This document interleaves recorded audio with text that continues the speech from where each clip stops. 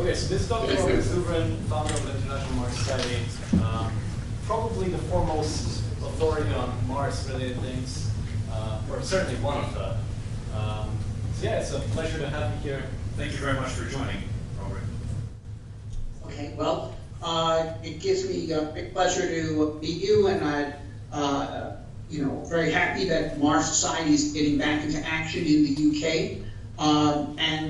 You may know that they're planning on having our European conference in London next fall.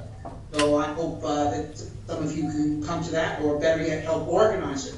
Okay, well, this, of course, is a signal day. We're landing a probe on Mars today, InSight, and it's part of a campaign of probes. We're going to have a Mars 2020 rover going out in 2 years. That's actually going to look for signs of life on Mars in areas that were previously flooded with water. And then there's more to come. And more significantly than that, we're living at a signal moment. There's a revolution going on in spaceflight. And, SpaceX, Blue Origin, Electron, launch companies, big and small, are getting private money and are in the process of revolutionizing space flight. SpaceX has already crashed the cost of space launch by reducing it by a factor of 5 compared to what was previously accepted, and more than that, shown that they can, and therefore others can, create new space launch systems and major space flight systems in 1/3 the time at 1/10 the cost that had been considered normative previously. While NASA and ESA are still fumbling around in terms of realizing what can be done here, sooner or later they're going to see it. And we can have humans on both the moon and Mars within 10 years. If you look at the plans they have now, that would not be shown, and it would not even look possible. But there are better plans possible, and what the space entrepreneurs are doing is lowering the threshold. They're lowering the cost and schedule and risk threshold for sending humans to the moon and Mars, and pretty soon the political class is going to realize the possibilities, and it's going to happen. The moon clearly, obviously, is within reach, although not by building a lunar orbiting space station. You do need to land on the moon in order to land on the moon. But but even Mars, we are far better prepared today to send humans to Mars than we were to send men to the moon in 1961, and we were there 8 years later. And so I do think that it's going to happen. Now, the significance of this is extraordinary. What will this time be remembered for? Today's crisis in Ukraine, Brexit, yes or no? Trump or the other? No. This time will be remembered because this is the time when people first set sail for other worlds. And it's about to happen. Mars is the closest planet that has all the materials needed to support life and therefore technological civilization. So I do think it will be the first we will actually set up. Obviously, we can land and establish bases on the moon first, but Mars is much better equipped to enable the establishment of a true new branch of human civilization, or I should say many new branches of human civilization, because there's room on Mars for lots of flags, and not just terrestrial flags, but new flags, new nations, organized in accord with new ideas. People sometimes ask me what I think the government should be on Mars. Well, it's sort of irrelevant what I think the government will be on Mars. The Martians will choose the kinds of governments that they want, And they'll probably choose lots of different kinds of governments, and that's great, because the ones that work best, well, will work best, and that those governments will grow and be examples to the rest of humanity. Those that choose poor ideas will disappear. But that's how it'll be. That's what's in the cards. And so, you know, the Mars Society was founded in '98. In the '90s, there were books being published with titles like "The End of History" and "The End of Science." You know, it's been a great run, been a lot of fun. Sorry you missed it. You can read about it. But everything important that can be done had already been done, and everything that's important to discover had already been discovered. Well, I think that could not be more false. I think that future ages will look on this time as the beginning of history. The beginning of human history as spacefaring species, as spacefaring civilization. You know, all of human history till this time has been the story of our transformation from a local species in the Kenyan Rift Valley, which is actually our natural habitat, if you will, to become a global species with global expanse, with access to the world's resources, and what Russian visionary Nikolai Kardashev called a Type 1 civilization, one with access to the resources of its planet. Well, we're about to initiate humanity's career as a Type 2 civilization, which is one with access to its solar system, and which I believe in the course of just a few centuries will grow in both expanse and technological capabilities to the point where it can then initiate humanity's career as a Type 3 civilization, access to its galaxy. This is what we're witnessing right now, but Mars is the key initiating step. It is the first step in the transformation of humanity to Type 2, in the decade that's coming up here, I think we're going to see. We're at the opening shot already, but we're going to see the barrage. We're going to see the charge.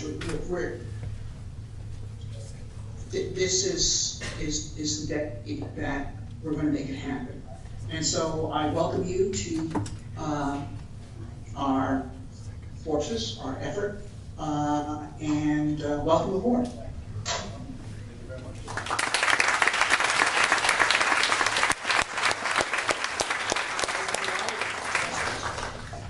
Questions?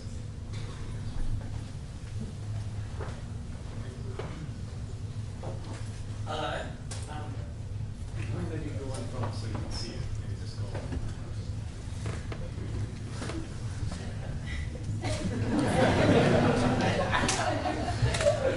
It's great to talk to you, by the way. It's a few things. First, I talked to you on Reddit a couple of days ago, and I'd just like to say that the SFS that you propose, I did a simulation on it, and it can indeed get 18.6 tons to the Martian surface. But that's not my question. My question is basically, now, you proposed about 20 years ago Mars Direct, which was, well, it was very, as the name suggests, it's very direct. You're getting humans straight onto the surface of Mars immediately. Now, a lot of people have proposed other ideas. One of the notable ones would be the idea of setting up an infrastructure in Mars orbit first, and maybe setting up Mars surface bases remotely, maybe mining materials on the surface to set up infrastructure remotely. And I was basically wondering what your views on this were, and whether you thought it had any merit as opposed to, say, going directly to the surface. Well, I do not think we should set up bases in orbit in reference to the surface. Of Mars, of course, is where the science is where we can find out if it ever was, still is, what Mars, that out on Phobos. And and the surface is where the weasel are. I mean, I've seen an absurd design by Lockheed Martin for what they call the Mars Orbit Base Camp, and they've designed this spaceship that is supposed to go to the surface of Mars, mine water, bring it back to orbit, make propellant in order to be able to fly back down again. Well, they use a lot more propellant to lift that water up than the amount of propellant that water can make. The same is true, by the way, with this idea of the Lunar Orbit Gateway. It's quite absurd. The place to make propellant is on the surface where the resort propellant is. And sure, winter, taking off from the surface with propellant that you made there. Of course, the surface also much better radiation protection. It's got natural gravity. And I mean, if you're going to go to Mars, you need to go to Mars. I do actually kind of agree with you on that. And one final thing, do you think a orbital outpost either around Mars or maybe even the Moon could be a good idea at any point along Martian development? Well, I think having satellites in orbit around Mars for remote sensing and communications and so forth is an extremely useful thing to do. I mean, obviously we have them in orbit around the Earth, even though we have settled the entire planet. They are of major assistance to us, and so we will undoubtedly have orbiters on Mars even after the planet is terraformed, and probably a lot more of them than we do now. But in terms of orbiting space stations, I really don't see the point.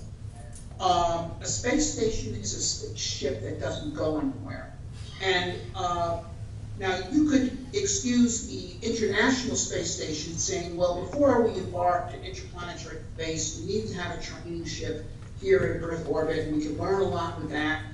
But, okay, training ship is a useful adjunct to a Navy. If you're going to have a Navy, you might have a training ship that you keep in the harbor and the cadets can go out on it and learn how to do things on ships. But that's not what the Navy is about. Okay, that's just auxiliary capability. And, the purpose of space travel is not to subject astronauts to the health hazards of space like zero gravity or radiation. It's to travel across space to the new worlds on the other sides of space. We have to move on from this idea of space travel as a way to observe medical effects on human beings. Astronauts should be explorers, not guinea pigs.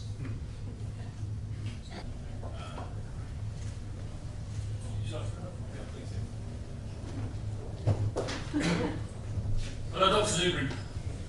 I was lucky enough to be one of the last 1,000 people for the Mars 1 voyage. I was wondering what your thoughts are about a one-way mission to Mars, or whether it should be a return voyage. Well, okay. Life is a one-way trip, and we're all on a one-way trip to somewhere. And colonization is, by definition, a one-way voyage. And I have to say, I'm quite happy that some of my ancestors took a one-way trip from Russia to America. It's worked out well for me.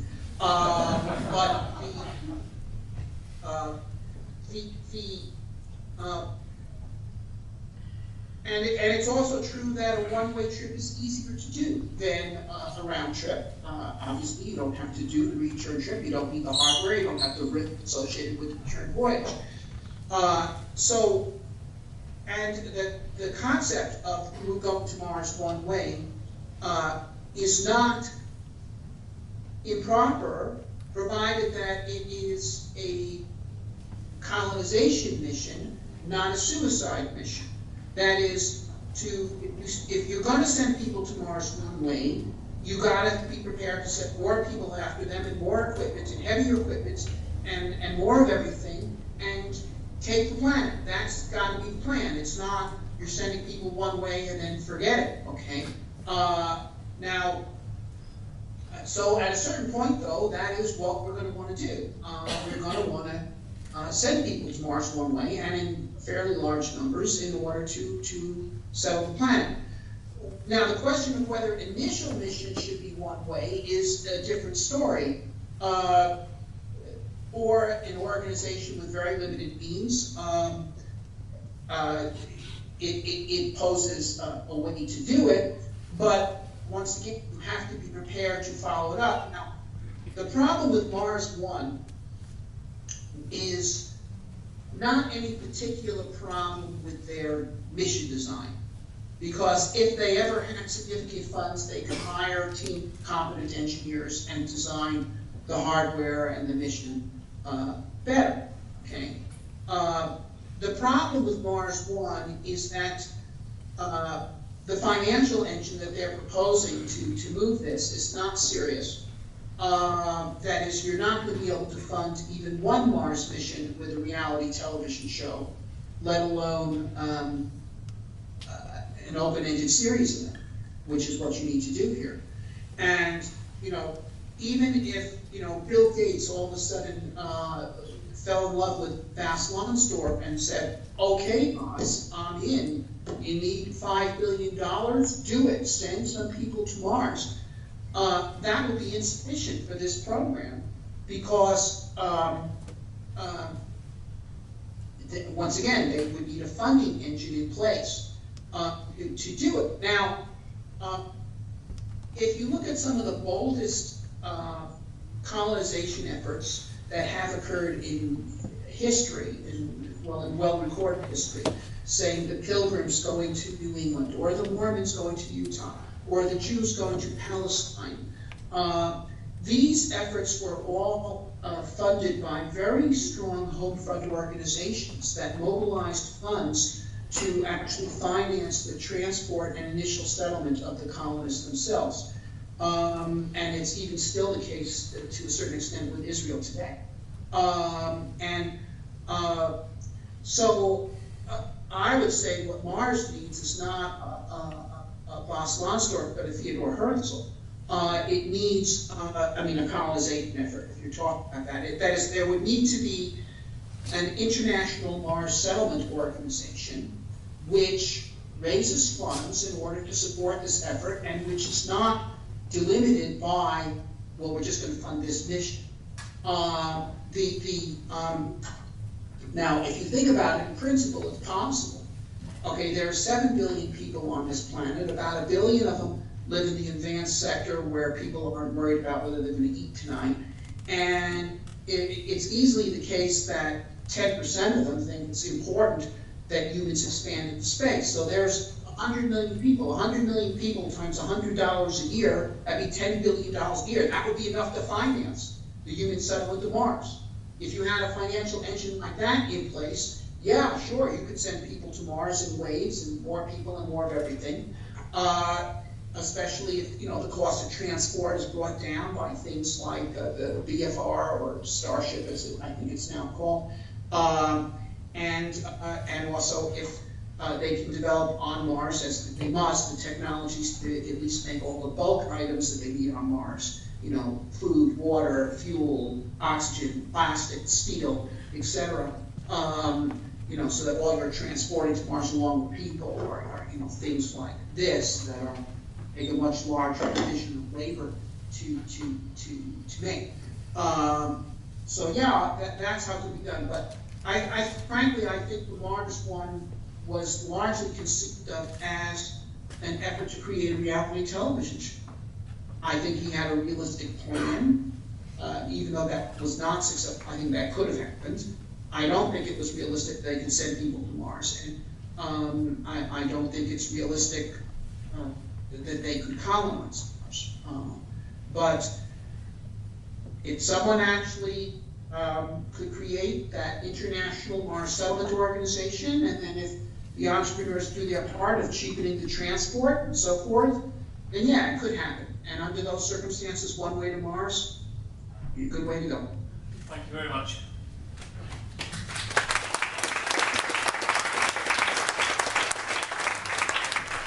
I'd like to make one more comment, because I know I'm probably running out of time.